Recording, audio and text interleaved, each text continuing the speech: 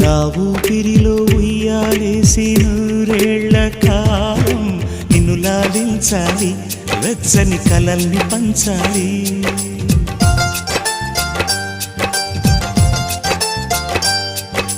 నీ స్నేహంలో స్నానం చేసి నా కన్ని దేహం తరించిపోవాలి, తీయని స్వరాలు పాడాలి.